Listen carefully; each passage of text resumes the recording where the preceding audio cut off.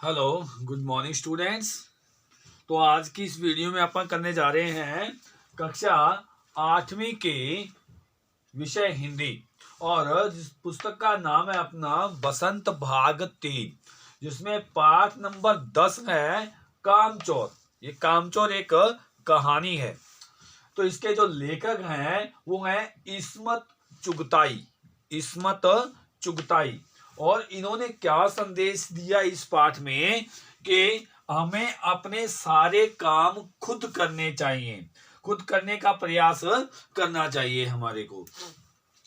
साथ में ही इन्होंने एक बहुत बड़ी एक समस्या उठाई है कि संयुक्त परिवार की समस्या का एक वर्णन किया है। तो स्टूडेंट्स, इसके अंदर मैं अभी आपको कामचोर कहानी का सार पढ़ के आपको सुना देता हूं और इसके अंदर से आप क्या है क्वेश्चन आंसर फाइंड कर दीजिएगा। और यदि फिर भी आपको कहीं से समझ नहीं आ रहा है, मेरे से आप पूछ लीजिएगा। ये कामचोर पाठ के लेखक इस्मत चुगताई हैं।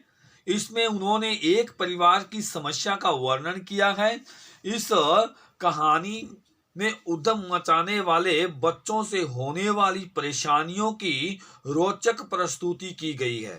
अब छोटे छोटे बच्चे होते हैं, एकल परिवार तो बहुत बड़ा परिवार होता है, चाचे ताए उसमें होते हैं, उनके बच्चे होते हैं, से लगता बड़ा पूरा बहुत बड़ा परिवार बन जाता है। और जो छोटे छोटे बच्चे होते हैं वो भी बहुत ज़्यादा हो जाते हैं और वो उधम मचाते हैं, शोर मचाते हैं, बहुत ज़्यादा शरारतें करते हैं।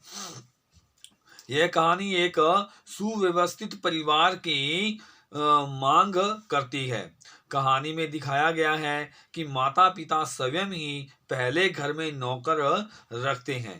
इससे बच्चों को काम करने की आदत नहीं रहती। यहाँ तक कि वे स्वयं पानी लेकर नहीं पीना चाहते। बच्चे खाली नजर आते हैं। फलस्वरूप वे नौकरों को निकाल देते हैं। और जब बच्चों को काम के प्रति चेताया जाता है, बताया जाता है, तो बच्चों ने भी सोच लिया कि हम काम अवश्य करेंगे। अब क्या होता है कि बच्चों को भी ताने पड़ने लगे, नौकरों को भी क्या है घर से निकाल दिया गया और बच्चों को ये कहने लगे कि आप भी अपना काम खुद किया करो। अब बच्चे हैं बेचारे, उनको क्या पता कि किस तरह से काम किए जाते हैं। अब उन्होंने काम करना शुरू किया घर में, तो वह क्या है उन्होंने घर की हालात क्या बना दी थी वो देखिए। अब्बा जान ने अपना निर्णय भी सुना दिया है कि जो बच्चा काम नहीं करेगा उसे रात का भोजन नहीं मिलेगा। साथ ही यह भी कहा गया कि जो बच्चा काम करेगा उसे उसका मेहनताना दिया जाएगा। मेहनताना मतलब कुछ ना कुछ पैसे भी उसको दिए जाएंगे। किंतु अम्मा ने बार बार कहा कि बच्चे घर के काम नहीं कर पाएंगे। अम्मा जानती है कि ये बच्चे हैं, काम नहीं कर पाएंगे, इसलिए इनके ऊपर ये इतना बोझ डालना अभी भी गलत है। अब क्या होता है कि बच्चे भी हार मानने वाले नहीं थे। उन्होंने तय किया कि वे स्वयं पानी लेकर पी लेंगे, भी खुद पानी लेके पी लेंगे। अब क्या होता है, झुंड का झुंड चल पड़ता है, इतने बच्चे हैं। उन्होंने तय किया कि पानी हम खुद पिएंगे, तो पानी पीने जा रहे हैं। देखो, पानी लेते समय मटकों के लिए घमासान युद्ध मच गया। अफरा तफरी में मटके टूट गए और चारों ओर पानी ही पानी हो गया। सबके कपड़े भीग गए। इसके बाद फर्श पर बिछी हुई दरी को भी साफ करने की बारी आई। सब बच्चों ने दरी को चारों ओर से पकड़कर झाड़ना शुरू किया, तो चारों ओर मिट्टी ही मिट्टी हो गई। सारा घर मिट्टी से भर गया। सब बच्चों को घर से बाहर निकाल दिया गया। अब देखिए, अब बच्चे हैं बेचारे, उनको पता नहीं है कि ऐसा करने से काम उल्टा भी हो जाता है। अब धक्कम पैल होने, एक बच्चा हो दो बच्चा हो चलो कोई बात नहीं है, हो जाता है, लेकिन न चाचे ताए जितने भी हैं उन सब के बच्चे मिला के कम से कम 30-35 बच्चे हो जाते हैं। 30-35 बच्चों को अब एक नल होता है और एक टूटी होती है, उसके ऊपर पानी मटके पानी लेकर लेने के लिए जाते हैं, तो वहां भी क्या है, घमासान युद्ध मच जाता है। मिट्टी को झाड़ू से साफ करने के लिए कहा गया तो झाड़ू के तिनके कर दिए गए। एक झाड़ू है, 30-35 बच्चे हैं, उनके कौन कौन लेगा? एक एक तिनका लेकर के सब लग गए। पानी डालकर झाड़ू लगाने के लिए कहा गया तो घर में कीचड़ ही कीचड़ हो गया। अब एक बच्चे को कुछ को कहा था कि इसके ऊपर झाड़ू लगा रहे हो, धूल उड़ रही है, इसलिए इसके ऊपर पानी छिड़क लो तो धूल नहीं उड़ेगी। अब बेचारे बच्चों को क्या पता था कि पानी थोड़ा थोड़ा छिड़कना चाहिए। अब वो 30-35 बच्चे हैं, सारे बारी बारी से पानी छिड़क रहे हैं तो पूरा घर कीचड़ कीच कर दिया। पेड़ पौधों को पानी देने के लिए कहा गया तो घर के सारे बर्तन पानी देने के लिए लगा दिए गए। नल पर घमासान युद्ध मच गया।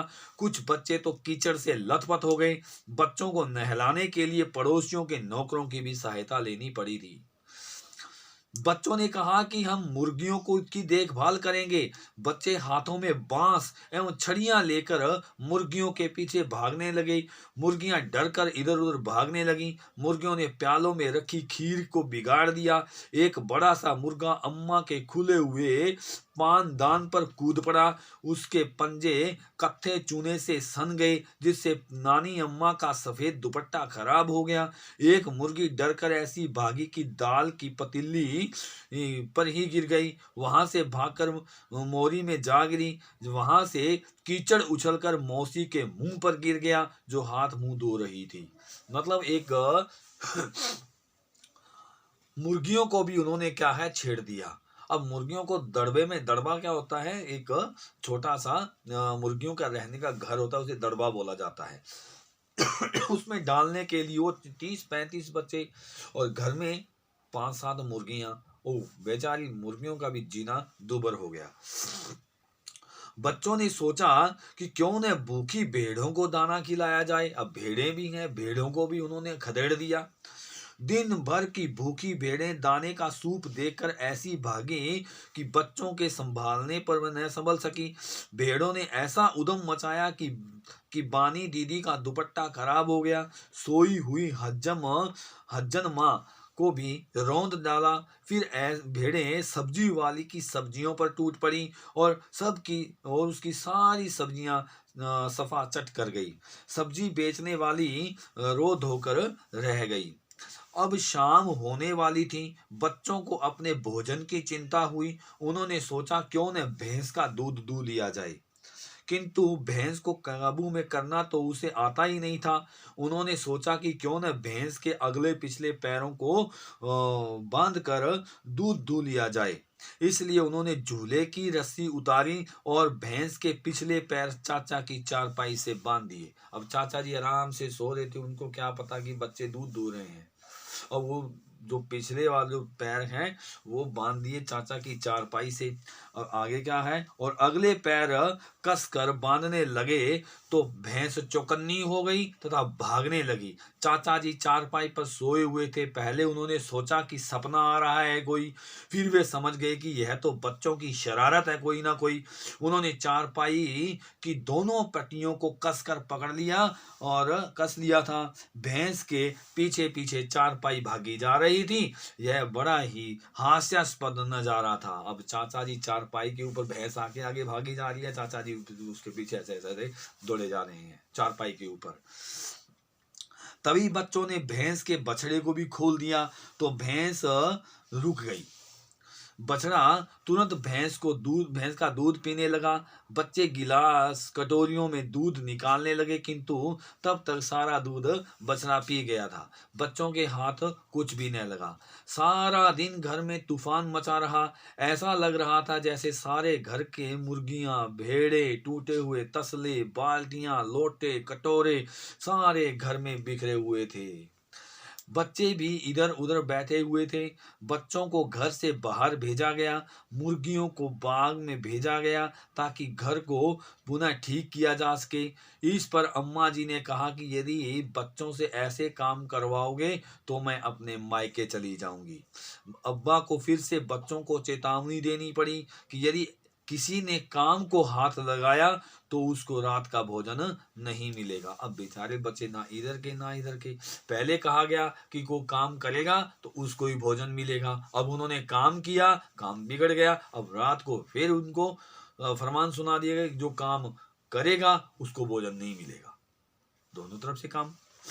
आगे है बच्चे भी हैरान थे कि काम नहीं करेंगे तो खाना बंद, काम करेंगे तो खाना बंद।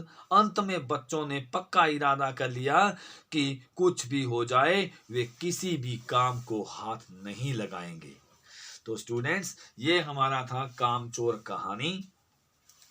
तो हमें भी क्या है, अपना काम स्वयं करने की मतलब स्वयं स्वयं काम करने की जिम्मेवारी हमारे में होनी चाहिए। अपना काम खुद करना चाहिए और कामचोर नहीं बनना चाहिए, आलसी नहीं बनना चाहिए। ये एक कहानी के माध्यम, हास्यास्पद कहानी के माध्यम से लेखक ने हमारे को समझाया है। तो स्टूडेंट्स, ये हमारा कामचोर कहानी पूरी हो गई है और इसके अंदर जितने भी क्वेश्चन है उसको फाइंड कीजिएगा। धन्यवाद।